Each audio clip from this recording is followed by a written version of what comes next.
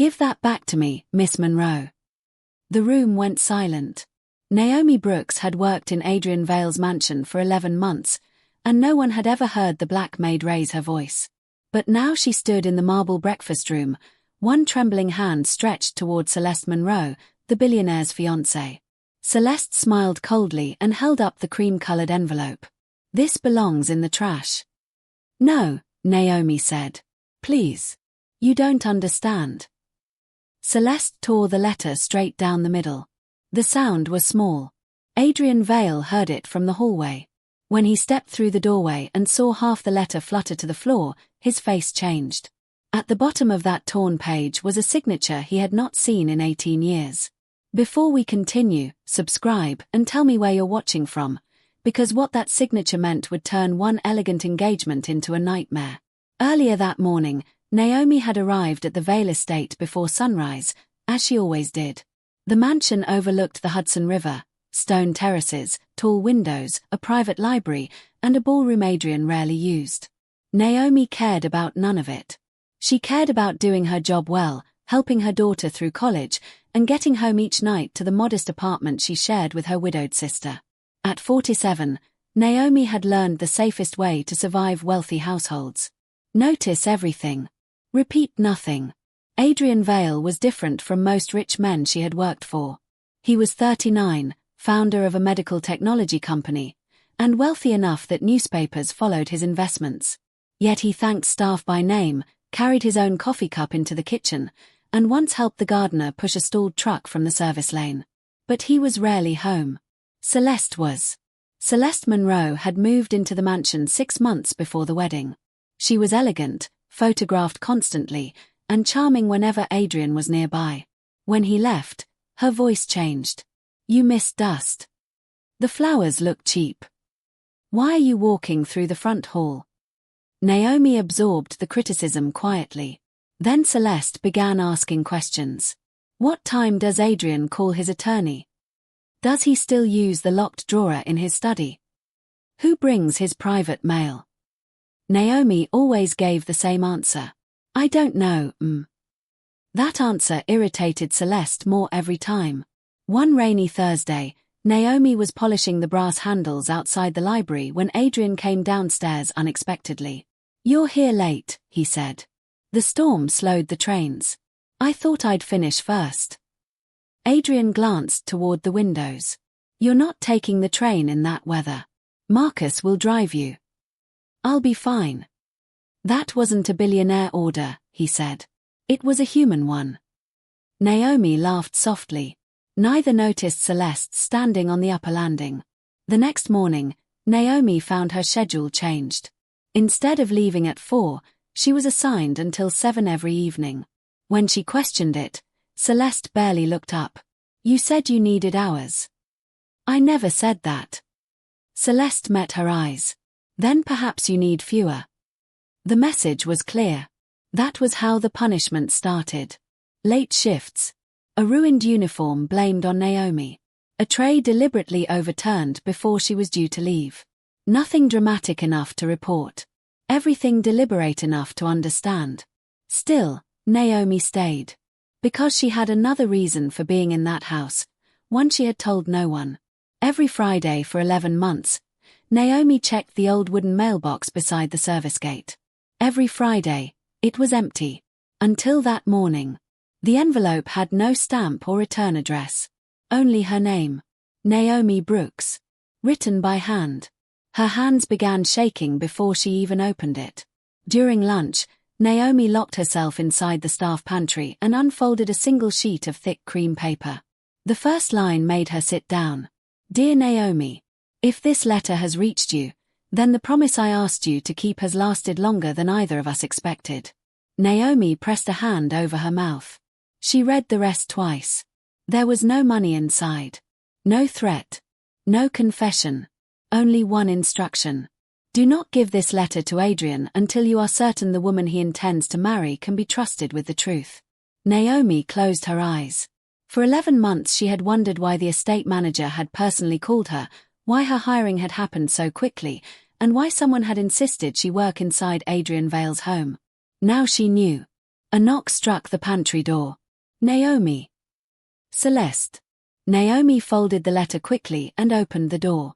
Celeste's eyes immediately dropped to the envelope. What's that? Personal mail. Celeste held out her palm. Give it to me. Naomi stared at her. No, Celeste's expression hardened. What did you say? I said it's personal. For several seconds, neither woman moved. Then Celeste smiled. It was the kind of smile Naomi had learned to fear. Keep your little secrets. That afternoon, Adrian left for Manhattan. Celeste waited 20 minutes.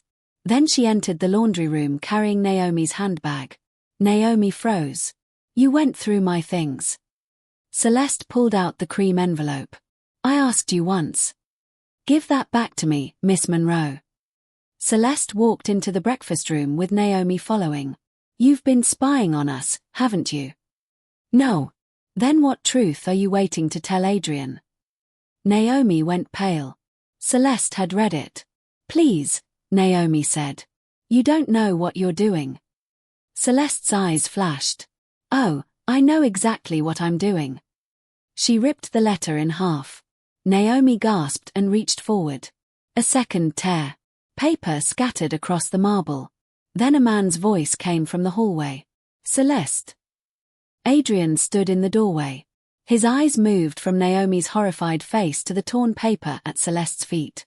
He bent down and picked up one half. Celeste began speaking quickly. Adrian, she's been hiding things from you. I found. Stop. His voice was barely above a whisper. He wasn't looking at Celeste anymore.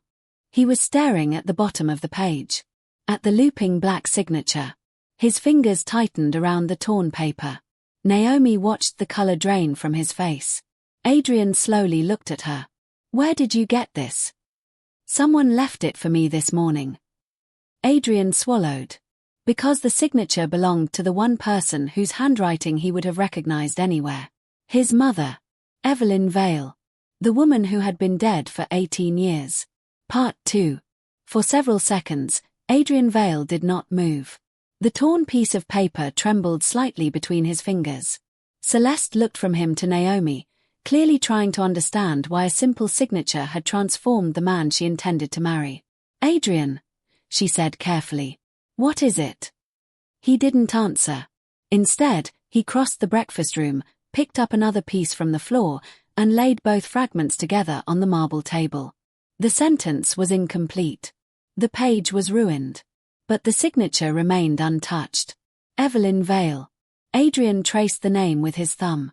My mother died when I was 21. Naomi lowered her eyes. I know. His head snapped toward her. How? Celeste stepped between them. This is ridiculous. Anyone could copy a signature. Adrian's expression hardened. No, Adrian. I said no. He looked back at the paper. My mother signed every birthday card exactly like this. She always pulled the final E backward. His voice broke slightly on the last sentence. For 18 years, Evelyn Vale had existed only in photographs, memories, and one locked box Adrian kept in his study. And now her handwriting had appeared inside his own house. Addressed to his maid. Naomi, Adrian said, I need you to tell me everything. Naomi glanced toward Celeste. Celeste noticed. So now we're having secret meetings with staff. Adrian turned. Leave us. Celeste stared at him. This is my home too. Not right now. The humiliation flashed across her face. For once, Naomi saw something underneath Celeste's confidence. Fear. Real fear. Celeste grabbed her handbag from the chair. Fine. Believe whatever story she tells you. She walked away, heels striking the marble hard enough to echo through the hall. Adrian waited until the sound disappeared. Then he closed the breakfast room doors. Sit down, he told Naomi. She remained standing. I'd rather not. Why? Because once I tell you this, sir, I don't think anything in this house will stay the same. Adrian's eyes moved back to his mother's signature. I think we're already past that. Naomi took a slow breath. 18 years ago, I worked at St. Catherine's Hospice. Adrian froze. That was where Adrian Vale had spent the final 3 weeks of her life. Naomi continued. I wasn't a nurse. I worked nights in housekeeping. A memory moved across Adrian's face. Long white corridors. The smell of antiseptic. His mother disappearing behind closed doors while doctors whispered to his father. You knew her. Not well at first. Naomi folded her hands. Your mother couldn't sleep. Most nights around 2 in the morning, I'd find her sitting near the east window. She hated hospitals. Said she wanted to see the city lights instead of another ceiling.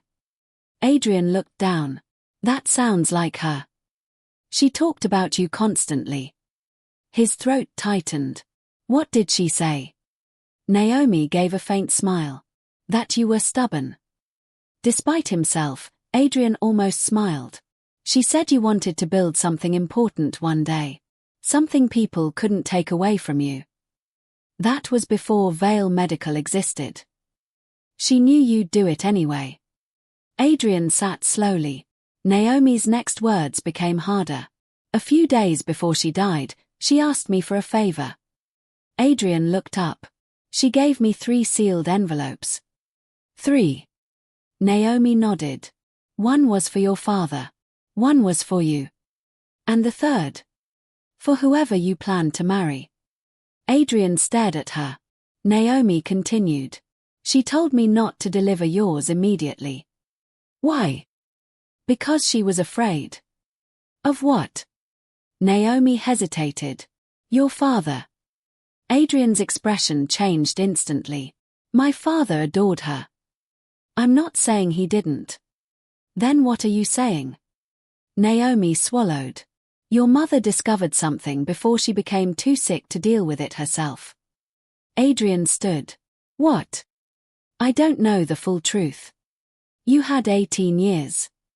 I had instructions. The answer frustrated him. What instructions?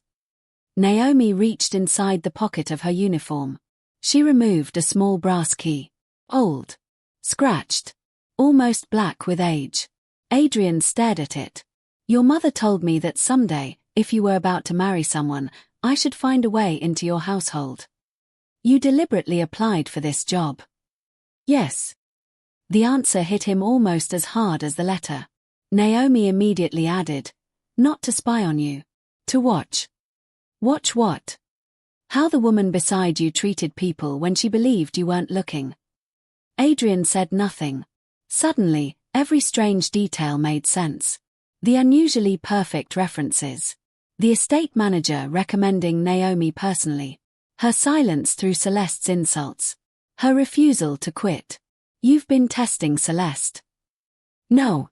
Naomi shook her head. Your mother was. That sentence landed differently.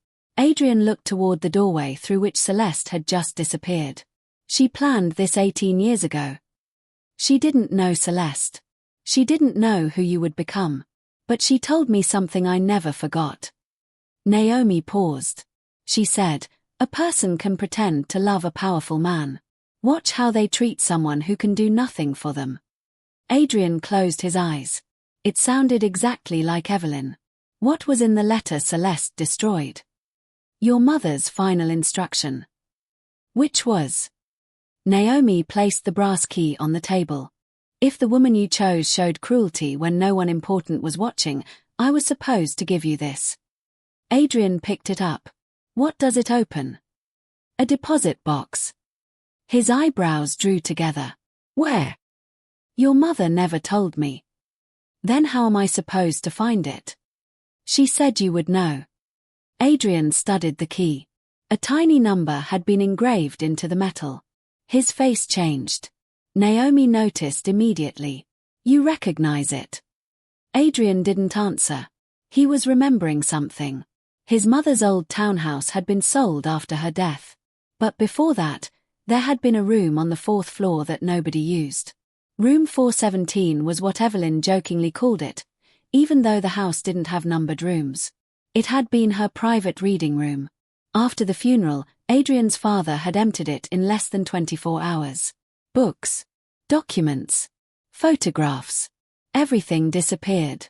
Adrian had never questioned why. Until now. What happened to the other 2 letters, he asked. Naomi's expression became uneasy. The one for your father was delivered. And mine. I still have it. Adrian's heart slammed against his ribs. Where? Somewhere safe. Bring it to me. I will. Today. Naomi hesitated. That hesitation alarmed him. What aren't you telling me? Before she could answer, something crashed in the hallway. Both turned. Adrian opened the doors. Celeste stood near the base of the staircase. Beside her was Naomi's handbag. Its contents had been dumped across the marble floor. Wallet, keys, phone, medication, and an old photograph. Celeste held the photograph between 2 fingers. Her face had gone pale. Very pale. She wasn't looking at Naomi. She was staring at the man standing beside Adrian Vale in the picture. Adrian stepped closer. Give me that. Celeste didn't move. Because she recognized the man too. Adrian's father. But he wasn't alone with Evelyn. His arm was wrapped around Naomi. And on the back of the photograph, written in Adrian Vale's handwriting, were 6 words. Naomi knows what he really did. Part 4. Adrian stared at the security record until the numbers blurred. 23 minutes. Charles Monroe had entered the private vault, opened box 417, and walked out carrying a black document case less than half an hour before Adrian and Naomi arrived. He knew we were coming, Naomi whispered. Adrian's jaw tightened. Celeste told him. The bank manager shifted uneasily behind the counter. Mr. Vale, I can preserve the footage, but unless there's a court order. Preserve everything, Adrian said. Entrance cameras, vault cameras, signatures, access logs. My attorneys will contact you within the hour.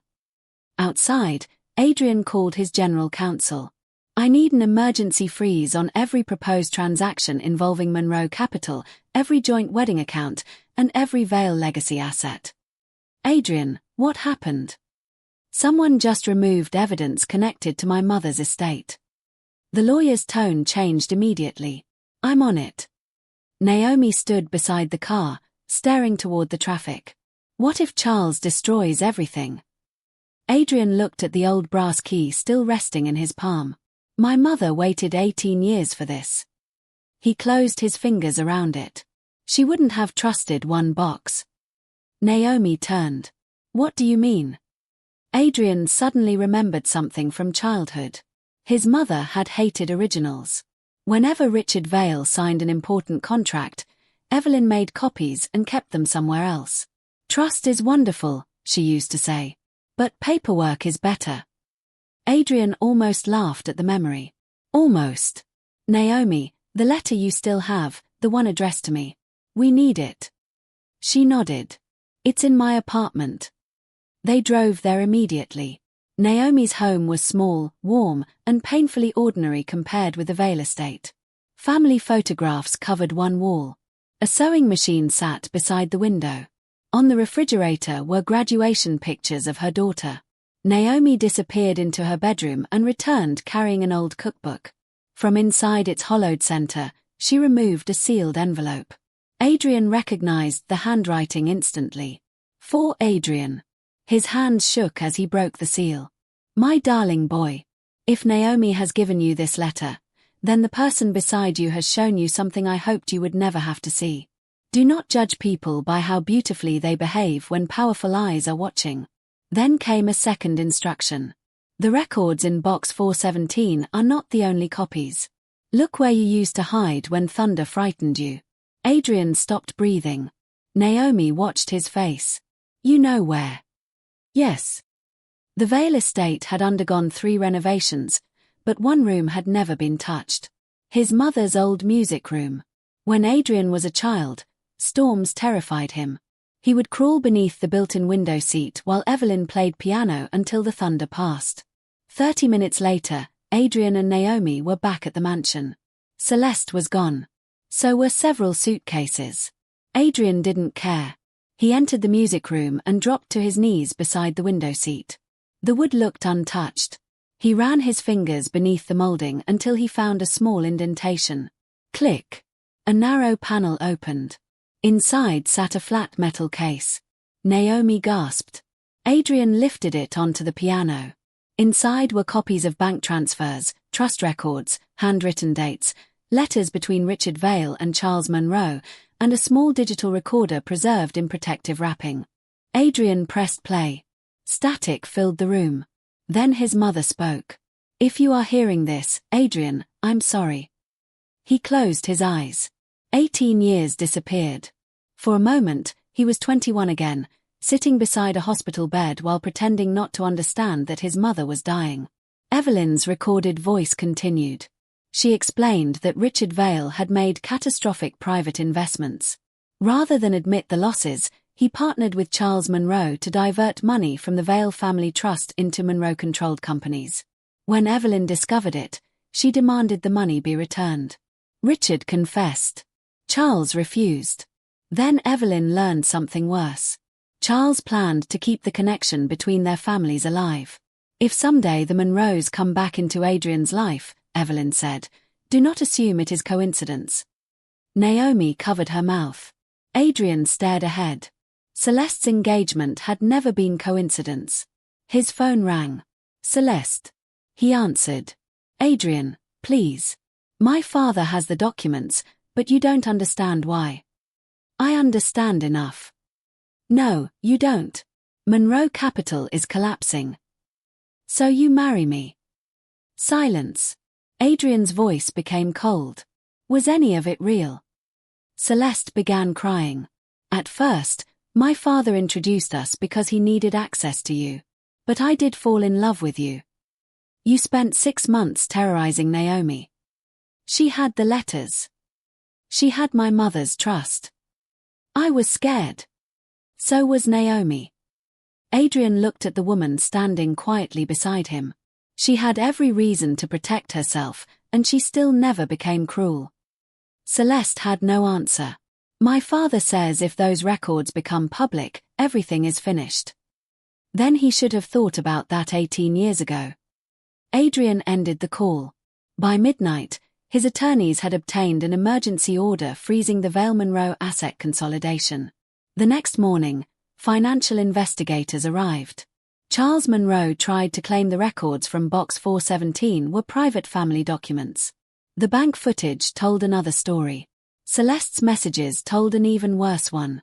Did she give him the key? Find out what she has. We cannot let him see it before the wedding. Combined with Evelyn's duplicate records, they revealed a decades-long pattern of hidden transfers and attempted concealment. The wedding was cancelled that afternoon. No grand announcement. No dramatic press conference. Adrian simply removed Celeste from his life.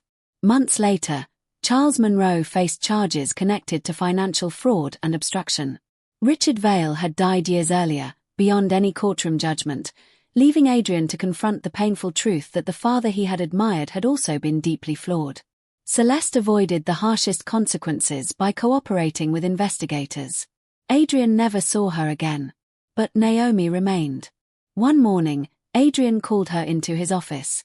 On the desk was an employment contract. Naomi frowned. "What is this?" "Director of Employee Advocacy for Vale Group." She stared at him. "Adrian, I'm a housekeeper." "No." He smiled. "You're the woman my mother trusted with the truth for 18 years. I don't want charity." "That's why this isn't charity." The position gave Naomi authority to create confidential reporting systems across every Vale company and property, ensuring no employee could be bullied into silence by someone more powerful. After a long pause, Naomi signed. 1 year later, Adrian stood in the back of a crowded auditorium while Naomi addressed hundreds of Vale employees. "No uniform makes a person invisible," she said. "No salary determines someone's dignity.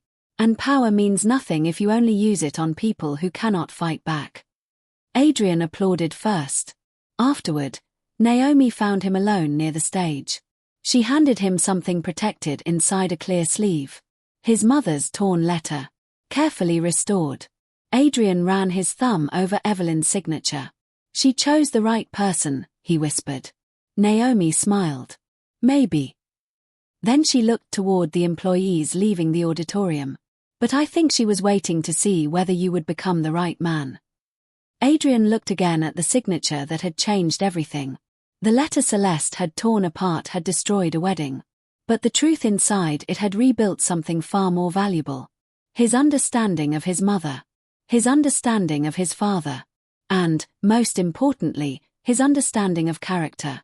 Because in the end, Evelyn Vale had been right. You learn very little about a person by watching how they treat a billionaire. You learn everything by watching how they treat the maid when they believe the billionaire isn't watching.